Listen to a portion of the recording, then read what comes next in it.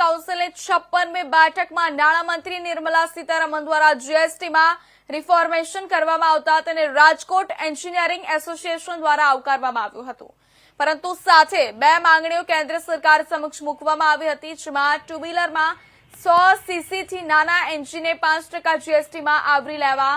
તો 1200 સીસીથી મોટાને બદલે 2000 સીસીથી મોટા એન્જિનોને સુપર લક્ઝરિયસમાં લેવા માટેની માંગણી મૂકવામાં આવી છે। આ તકે રાજકોટ એન્જિનિયરિંગ એસોસિએશનના પ્રમુખ નરેન્દ્ર પાંચાણી,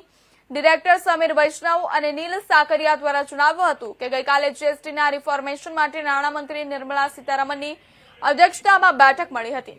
જેમાં જીએસટીના 5, 12, 18 અને 28% સ્લેબના બદલે 5 અને 18% બે સ્લેબ 22મી સપ્ટેમ્બરથી લાગુ કરવા માટે નિર્ણય કરવામાં આવ્યો છે, જે ઇન્ડસ્ટ્રીયલિસ્ટ અને બિઝનેસમેન માટે મોટી ગિફ્ટ છે।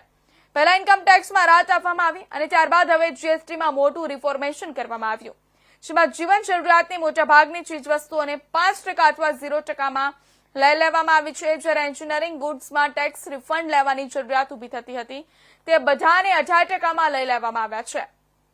જેથી અમે સરકારનો ખૂબ જ આભાર માનીએ છીએ। આ રીતે વડાપ્રધાન નરેન્દ્ર મોદીએ ટ્રમ્પની નીતિને ફગાવી દીધી હતી, જેથી દુનિયાના અન્ય દેશોને પણ બતાવી દીધું છે કે ભારતની પ્રગતિને કોઈ રોકી શકશે નહીં।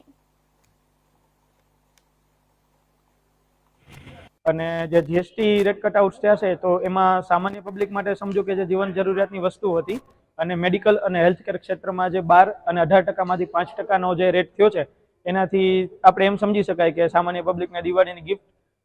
દિવાળી પહેલા જ આપણી ભારત સરકારે આપી દીધી છે।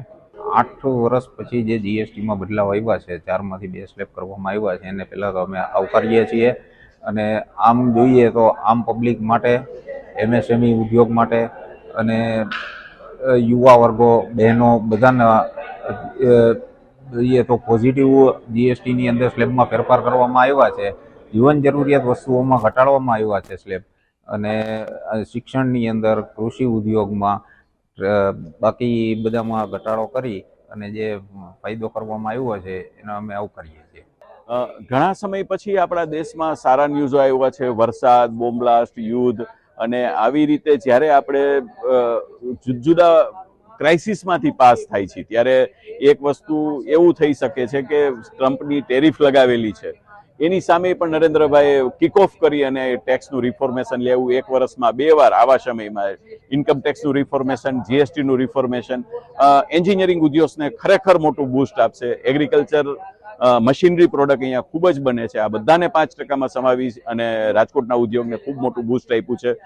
છતાંય એની અંદર ક્યાંક થોડીક એરર રહી ગઈ હોય એવું મને લાગે છે। ડીઝલ એન્જિન જે 15 HP નાના બને છે એમાં 5% રાખ્યા છે, એના પાર્ટ્સને અત્યારે 18%નું નોટિફિકેશન છે, અને એમ જ સબમર્સિબલ પંપ સેટ છે, જે વોટર પંપ સેટ છે એને 18%માં રાખ્યા છે। આ પણ કંઈ મિસ્ટેકથી રહી ગયું છે તો આની પણ અમારી રિક્વેસ્ટ રહેશે। ઓટોમોબાઈલ્સમાં 1200 સીસીથી વધારેના એન્જિનોને એને સુપર રીચમાં ગણ્યા છે, જે ખોટી વાત છે। આજે 1500 સીસીથી 2000 સીસીના એન્જિનો દરેક જીવનની જરૂરિયાત છે, તો આને 18%માં રાખવા જોઈએ આવી મારી સ્પષ્ટ માગણી છે। સરકારને રિક્વેસ્ટ પણ છે કે એક 100 સીસીથી નાના એન્જિન એઝ ઓફ ડિવિંગ લીઝેસનો પાર્ટ છે તો